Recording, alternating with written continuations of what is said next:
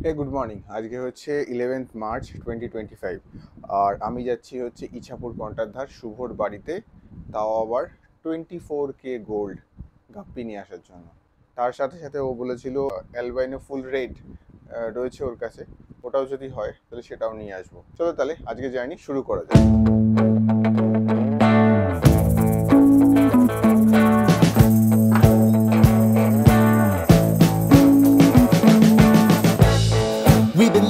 Train মহাশয় যাচ্ছেন, আমাদের গেট এবার খুলতে পারে। গেট খুলে দিয়েছে। সকাল সকাল শিয়ালদার দিকে ট্রেন এত ফাঁকা, মানে ভাবাই যায় না। ফাঁকা ট্রেনগুলো মোটামুটি যদি 7টা 8টা নাগাদ, 8টা 8:30 নাগাদ তো যদি থাকে, তাহলে আমাদের ডেলি লাইফে যারা জার্নি করি শিয়ালদার দিকে তাদের লাইফটা অনেক বেশি ইজি হয়ে যায়। বাট যাই হোক, কিছু করার নেই। আমার মতো জীবিকার সন্ধানে মানুষ মেন সিটি কলকাতার দিকে যায়, তো সেই জন্য তার রেসপেক্টে দাঁড়িয়ে ট্রেন তো ভিড় থাকবেই। যাই হোক, আজকে ব্যাপারটা কিছু আলাদা। আজকে যাই, গিয়ে মাছ ফাছগুলো নিয়ে আসি, তো এনে ওগুলোকে কিরাম কি সেট আপে রাখছি সেগুলোকে দেখাবো। এখানে এয়ারফোর্সে পরীক্ষা দিতে এসেছিলাম, সেই পুরোনো দিনগুলোর কথা এখনো মনে পড়ে।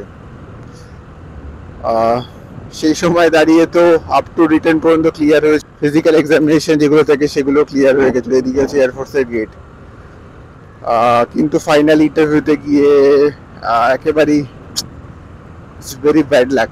আমার খুব ইচ্ছা ছিল ছোটবেলায় যে এয়ারফোর্সে যাওয়ার।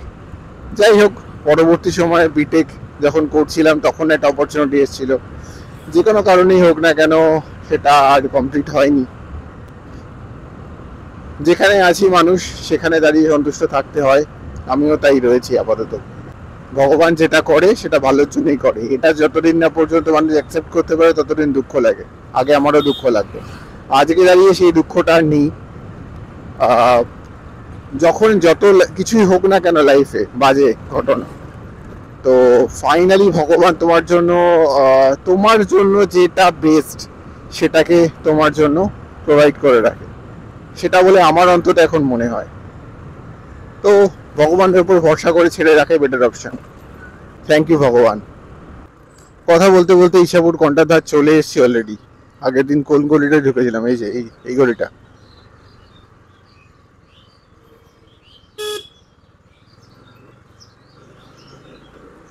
আমার বাড়ি থেকে হার্ডলি 5 থেকে 10 মিনিট লাগে হচ্ছে শুভর বাড়ি। ছেলেটা ভালো, আমার অন্তত কথা বলে আগের দিন যথেষ্ট ভালোই মনে হয়েছে। এই যে জাগৃতি সংঘের বড় মাঠ, এখান থেকে ভেতর দিকে ঢুকে যেতে হবে। শুভর বাড়িতে পৌঁছে ওর কাছ থেকে পারমিশন নিয়ে ভিডিও করতে শুরু করলাম। যথারীতি ক্যামেরার অন করলেও যে মাইকটা অন করতে হয় সেটা তো ভুলেই গেছিলাম। এটা হচ্ছে বেসিক্যালি শুভর সেট আপ। এখানে ওর কাছে 3 থেকে 4খানার কাছাকাছি বেসিক্যালি চৌবাচ্চা রয়েছে। চৌবাচ্চার মধ্যে বেসিক্যালি ও ব্রিডিং করায় গাপ্পির। ওর কাছে 4 থেকে 5খানার কাছাকাছি ভ্যারাইটির গাপ্পি সেই মুহূর্তেরই অ্যাভেলেবেল ছিল, কিন্তু আমি নিয়েছিলাম 24 ক্যারেট জুভেনাইল গাপ্পিগুলো। তার সাথে সাথে অ্যালবাইনো ফুল রেডেরও বেশ কিছু বাচ্চা আমি ওর কাছ থেকে কালেক্ট করেছিলাম সেই দিন। আমি যাওয়ার আগে থেকে শুভ মাছগুলোকে কালেক্ট করা শুরু করেছিল। এই দেখতে পাচ্ছেন কি সুন্দর ছাঁকনি দিয়ে বাদবাকি মাছগুলোকে সে একটা জায়গায় আলাদা করছে। আর আমি বলেছিলাম ওকে 2টো প্যাকেটে ডিভাইড করে দিতে। কিছু বাচ্চা আছে একদম খুদে, আর কিছু বাচ্চা আছে একটু বড়। সেই 2টো প্যাকেট আলাদা করে 2টো আলাদা আলাদা সেটআপের মধ্যে বেসিক্যালি আমি বাড়িতে গিয়ে ছাড়বো বলে সেরকমই আমার প্ল্যানিং ছিল। ওকে, তাহলে চলো, বাই।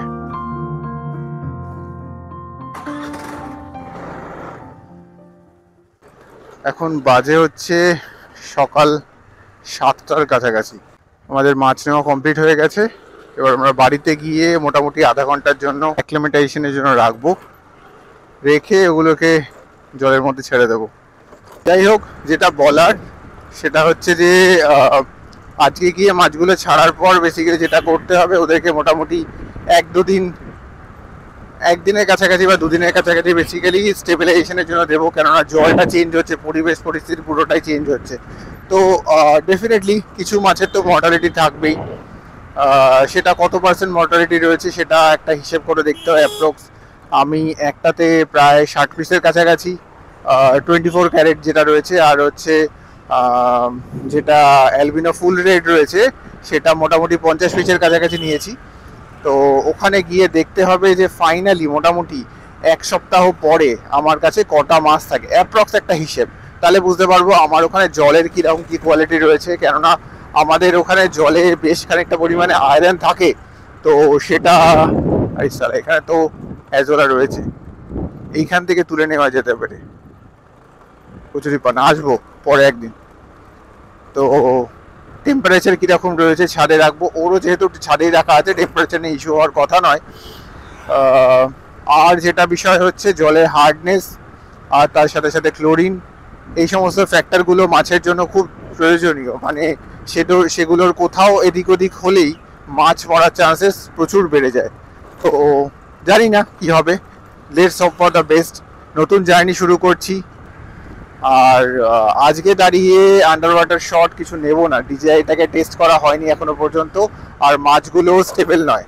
তো আগামীকাল হোক, পরশু হোক, সোমবার হোক, যেদিনকেই সময় পাবো না কেন, আন্ডার ওয়াটার কিছু শট নেওয়ার ইচ্ছা আছে।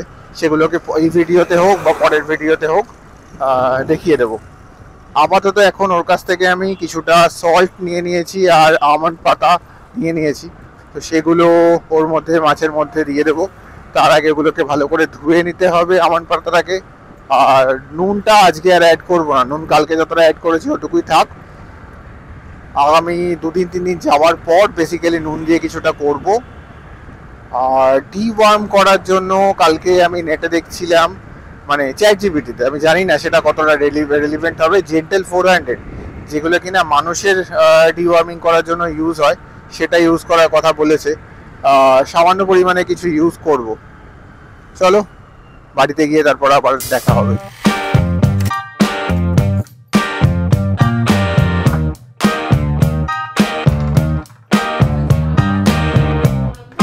দিয়ে দিচ্ছি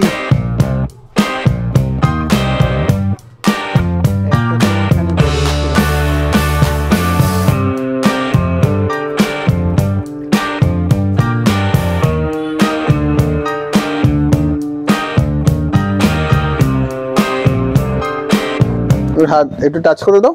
টাচ করলাম।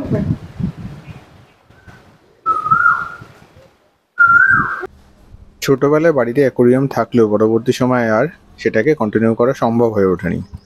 আর এবারেও সেই সেম জিনিস, মাইকটা বেসিক্যালি লাগানো ছিল হচ্ছে আমার হেলমেট মাউন্টের মধ্যে, তাই জন্য এখানে যা বলছি আমি কিছুই শোনা যাচ্ছে না, কিন্তু এক্সপ্রেশন দেখে বোঝা যাচ্ছে আজ আমি দারুণ খুশি, কেননা পুরনো স্মৃতি রিজুভিনেট হয়ে গেছে।